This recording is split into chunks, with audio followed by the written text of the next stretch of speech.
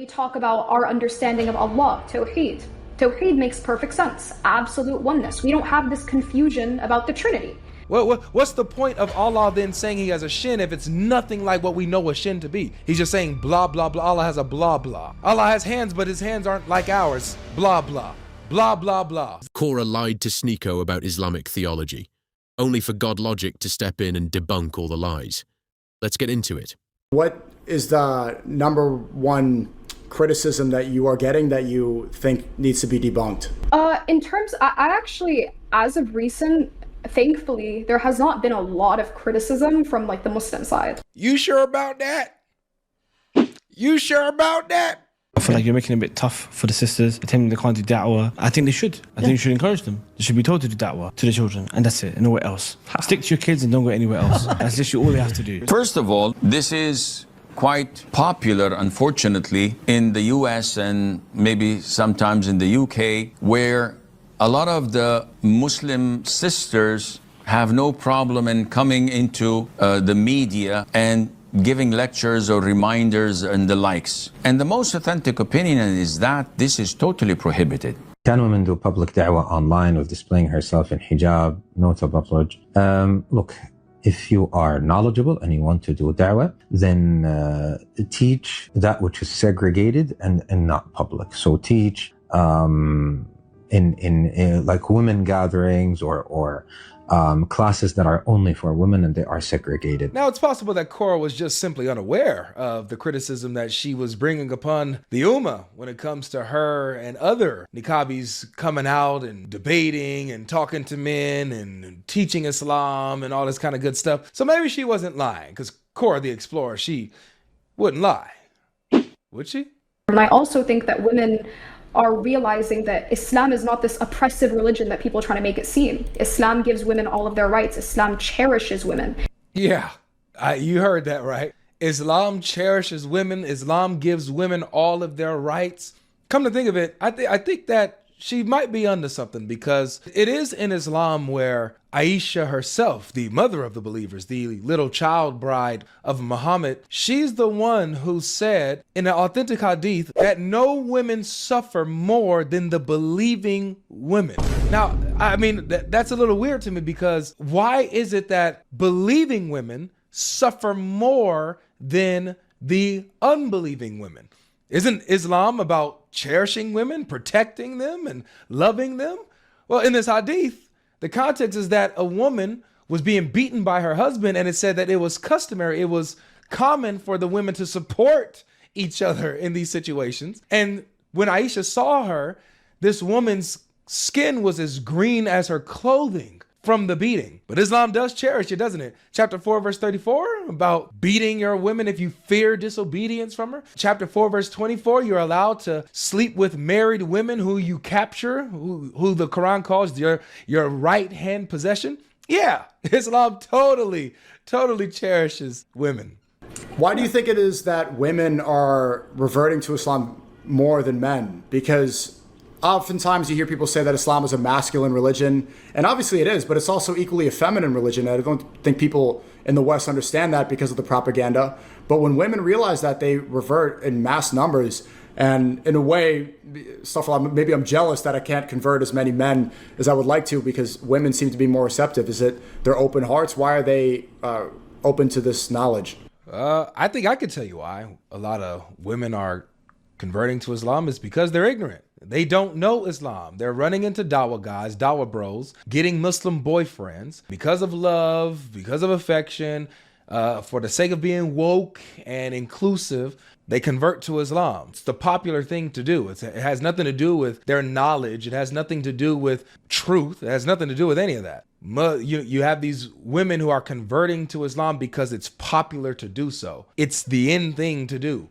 You're woke if you do that. I'm pretty confident that if any of these women, before having their alabotomy and taking their shahada, if they read any of the sources, like the sources that say that it's most of the women who will be in hellfire because, one, they're deficient in their religion, and two, they're deficient in their brain, they're deficient in mind, they have half the brain of a man, I don't think that they would stand up for this. Women usually, especially in the West, they take pride in their intellect. They take pride in their individuality.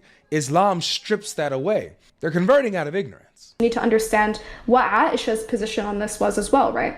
Because Aisha radiallahu anha makes it very clear that she was in a happy marriage with the Prophet Muhammad sallallahu alaihi wasallam, and she found him to be very beloved. She never reports him ever harming her in any way, shape, and or form. You sure about that? Are you sure about that? Because I know that there is an authentic hadith where Aisha, after sneaking around behind Muhammad, beat him to the house and is panting really hard. And Muhammad gets mad that she was following him and lied about it. And she says that he struck me in the chest, which caused me pain. And if you look at the lexicons, the word there means to push violently. So Aisha does say that Muhammad struck her, pushed her, had some physical violent interaction with him, which caused her pain. So Aisha does say that Muhammad inflicted some type of pain due to a violent interaction that she had with him. Alhamdulillah.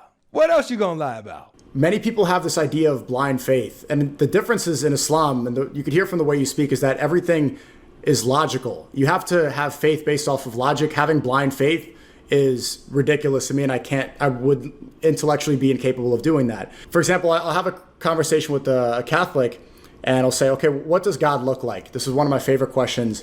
And they say, well, God is a being, and they don't really know how to describe it or the qualities. In Islam, we have the 99 names of Allah, the All-Merciful, the Almighty, the Greatest. And then they'll say, well, men are made in the image of God.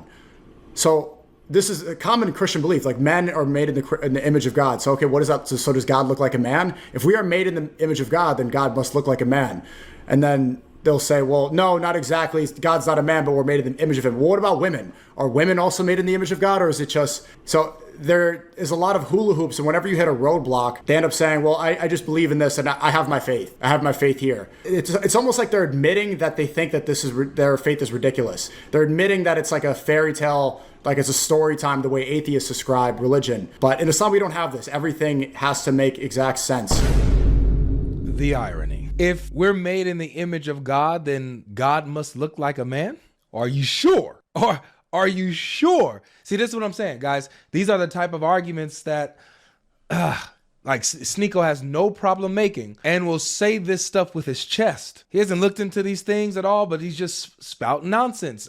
He doesn't even know how he just shot himself in the foot and has to throw away Islam now, because according to Islam, you have authentic hadith that says that you are not to strike a brother in his face because Allah made Adam in his own image. Your Islamic sources say that we were made in the image of Allah. So by your logic, this must mean that Allah looks like a man, right? Now, what about women? Were women made in the image of Allah? This is tough. This goes back to you. Now, this actually gets worse for you because according to your hadith, Allah looks exactly like a man.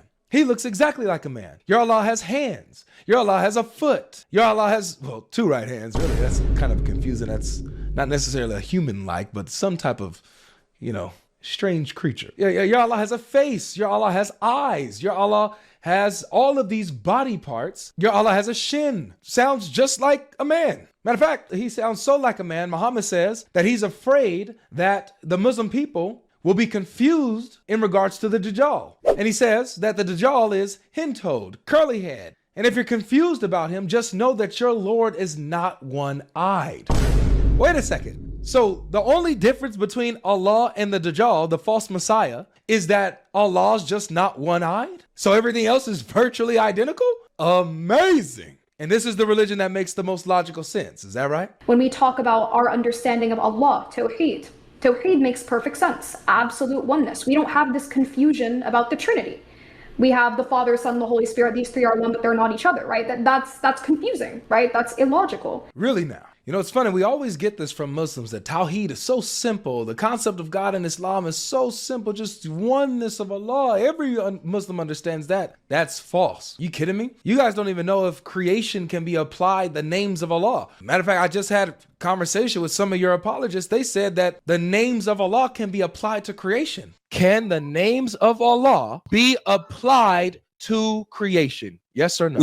Yeah, for example, if he were to say that in Mecca, his head would be gone. You guys are confused. You guys don't even know where Allah is. Where is Allah? This is such a foolish question. Where is Allah is an extremely important issue. He is over his throne. So he's above the throne, above the heavens. Allah said he's on his throne 6 times in the Quran. So he's above the throne, above the heavens. He said, is he sitting on it? I said, we don't say that because Allah didn't say about that about himself. Allah said he's on his throne 6 times in the Quran. You don't even know what Allah is. You don't know if he's spirit. You don't know if he's immaterial or whatever, because you don't want to liken him to creation. You guys are confused. You don't know what his shin is. You say his shin. Yeah, he has a shin, but it's unlike anything we can imagine. So what is that? Break that down. What's the point of Allah then saying he has a shin if it's nothing like what we know a shin to be? He's just saying blah, blah, blah. Allah has a blah, blah. Allah has hands, but his hands aren't like ours. Blah, blah. Blah, blah, blah. It's like your Allah doesn't really exist. Tawheed is one of the most confusing concepts of God I've ever heard of, which is why if I were to ask Sneako or even Korra these questions, they'd appeal to mystery. They'd say, Bila Kaif. We don't know the how. Your Allah descends to the lowest heaven, but you don't know the how. You don't know how he descends. Some Muslims say that if you point high enough, if you go high enough, then you'll be able to reach Allah. You can fly up high enough to reach Allah.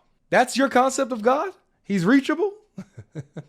MashaAllah. It is becoming increasingly clear that, without misleading claims, many Islamic arguments simply cannot survive scrutiny. I once thought that some Muslim apologists mainly misrepresented the Bible, but it is unbelievable to see similar misrepresentations being made about Islamic theology and even the Quran itself. Why would Korra intentionally mislead Sneako, someone who does not yet have a proper understanding of Islam? In my view, this is exactly how deception operates. Falsehood is repeatedly presented as truth in order to prevent people from examining the evidence for themselves and discovering the truth. When critically examined, Islam has serious problems to answer. 0 doctrinal clarity, 0 proper value for women, and 0 clarity concerning the identity and nature of its God. These are not minor issues. They strike at the very foundation of the religion. We thank God for Christian apologists like GodLogic, who have dedicated their time and effort to challenging these claims, exposing inconsistencies within Islam, and bringing to light what they believe is the spiritual darkness connected to this religion. Thank you all for your continued support. Kindly like this video and subscribe to the channel if you haven't already. Don't forget to leave a thoughtful comment sharing your perspective. I'll see you in the next one. Peace.